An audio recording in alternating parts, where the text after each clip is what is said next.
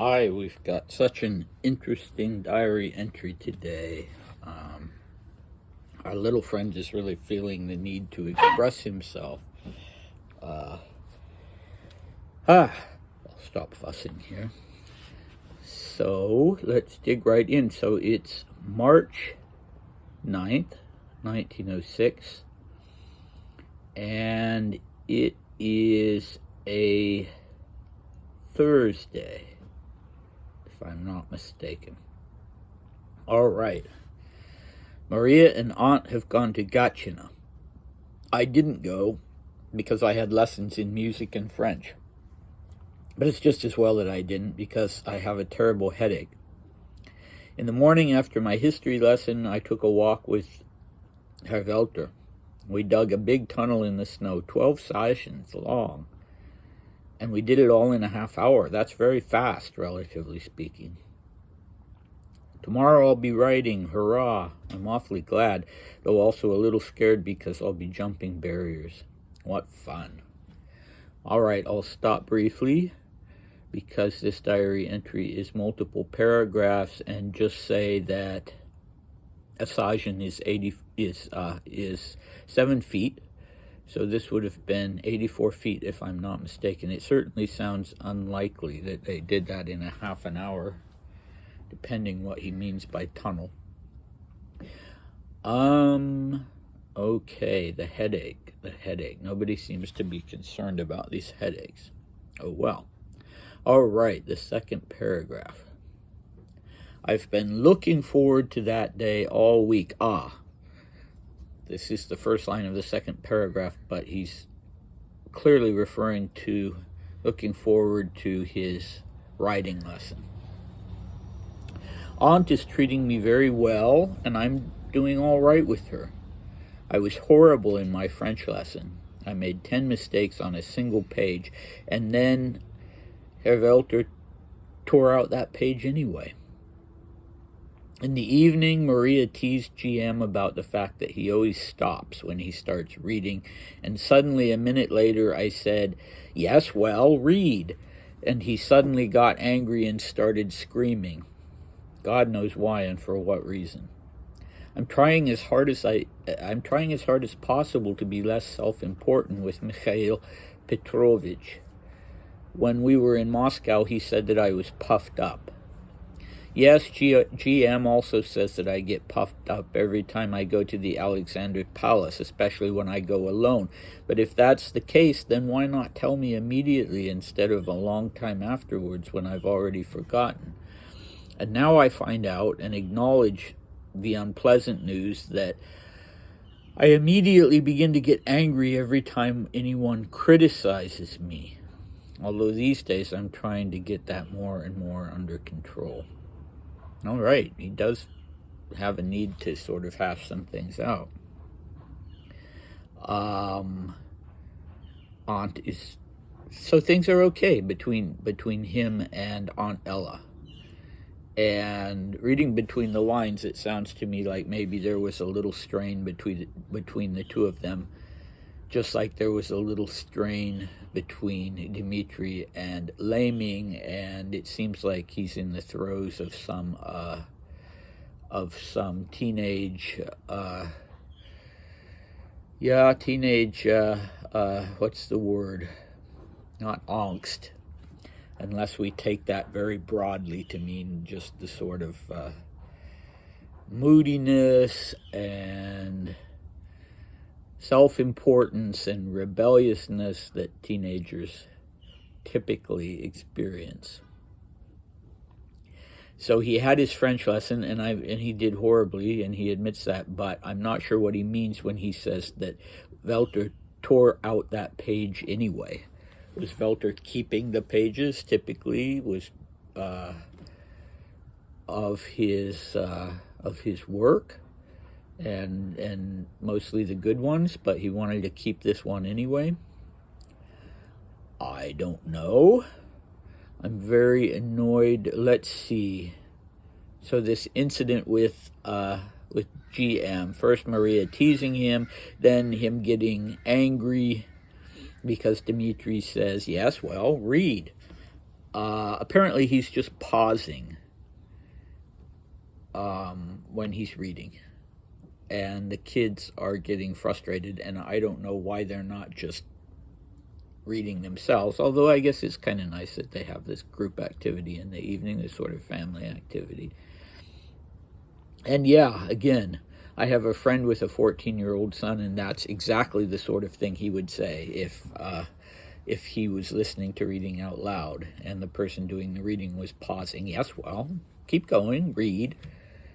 And we don't know what Dimitri's tone of voice was, but apparently he thinks it was fairly neutral, because he asked why on earth George Mikhailovich would get angry and start screaming. And either he is being a real little smartass in general, or GM wasn't actually very well equipped to deal with teenagers, because he doesn't seem very patient or very tuned in, if I can put it that way. Unfortunately, it is annoying not to know who Mikhail Petrovich was. I'm not sure if that's Petrovich or Petrovich. Stress is always hard for me in Russian. But he's someone, obviously, who's both in Moscow and in Tsarskaya, although he may have came to Tsarskaya along with Ella. And so what do we say about this, again, this sort of self-importance that Dmitri is showing? Is it typical 14-year-old behavior, or is it something with him? He suddenly he's not under Uncle Sergei's thumb anymore, who kind of has a tendency to shame him and Maria. And he's feeling more important. He's a surrogate son to the emperor. And the people around him are noticing that when he goes to the Alexander Palace, especially when it's just him, that he comes home in this sort of conceited, self-important state. Maybe bossing people around a little bit, acting grand. And he doesn't, he doesn't dispute that. He just asks why he wasn't told about it before. And then I remember we talked a while ago about my suspicion that he had a bad temper when he was writing about, I can't get angry, I won't get angry. So he is now trying to deal with this issue of getting angry every time anyone criticizes him. So that's good. That's good that he acknowledges it and that he is trying to work on that. And how much did these characteristics persist when he was an adult?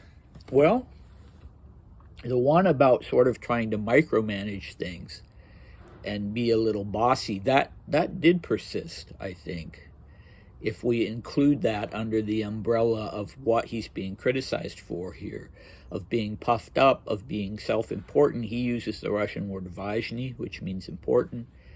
And I mentioned the other day that Alexandra had criticized, or actually had complained when Dmitri was an adult during the war, that he was getting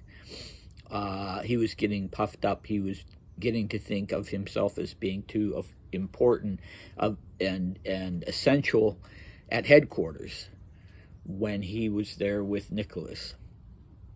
And in fact, we know from, I think it's from Maria's memoirs, that he actually was stealing maybe isn't the right word, but he knew he wasn't supposed to, but he was, he, at least on one occasion, stealing was when he and Maria were trying to get information out of Uncle Sergei's office because they were information starved.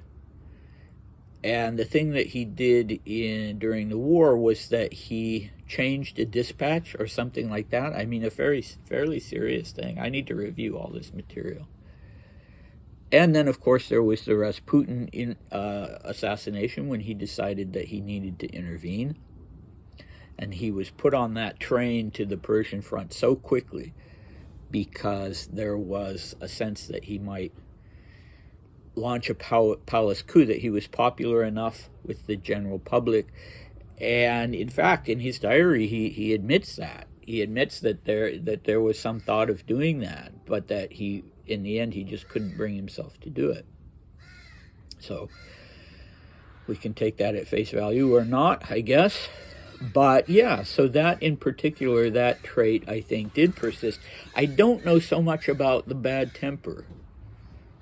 Maybe he's not really talking about incidents in his adult diary when it seems like he's losing his temper with people. I can only think of one, when he's out to lunch with the king of Greece, who was king for a brief time, Alexander I, a young man, and they go to some popular Paris restaurant, and they are told that there aren't any tables,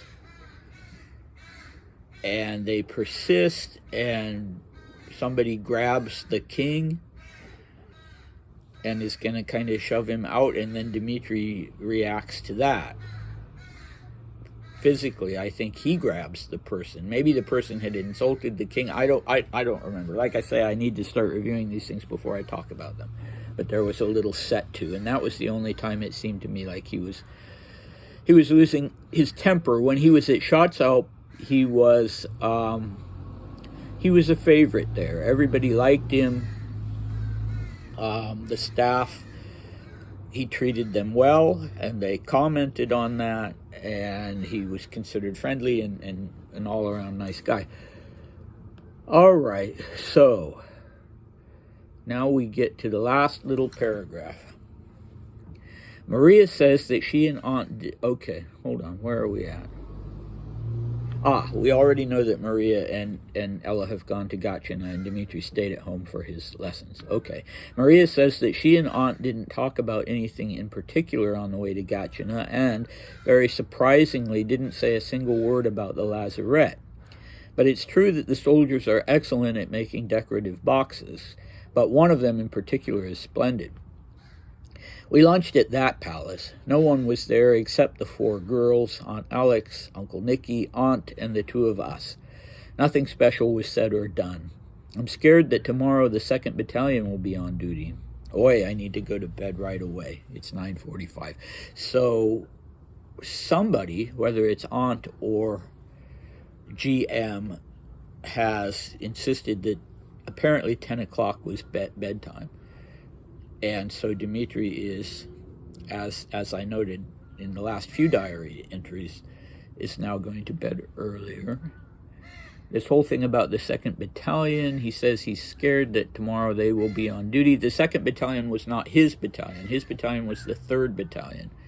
So maybe he's just unhappy that it will probably be the 2nd tomorrow, and he won't be able to do his little ritual greeting. Okay, what interests me about this is that he writes, Maria says that she and Aunt didn't talk about anything in particular. And so I'm beginning to think that maybe this ties in a little bit with his tendency to micromanage. Because here he is, and I don't know if he asked Maria or she just volunteered it, but both of them are, or at least Dmitri, is really monitoring Ella. And Dmitri wants to know what she says to his sister, and he's kind of insecure with her, isn't he? And he wants to know. He's in previous diary entries, it seems like he's also done this. He wants to know what is being said when he isn't there. When he's talking to her, he finds it dull, but when he's not involved, he wants to know what she said. And yeah, just returning again to nothing special was said or done. So he's not up to his usual pranks over at that palace. He's not bringing his squirt gun. He's not playing the clown or being naughty, as he likes to put it. So I think Ella's presence is, in fact, putting a damper on that. Apparently, he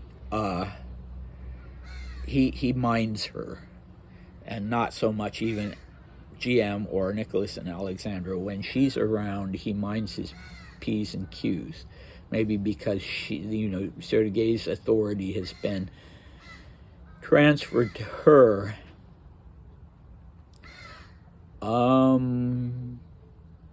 Yeah, I guess that's it. I thought there was something else that I wanted to remark on, but I guess it will have to wait till later. So, yeah, come back next time. The diary entries are continuing to be very interesting. In March, I actually did this diary entry, the translation, today. And yeah, I will continue to do that, and we'll see you next time. Bye.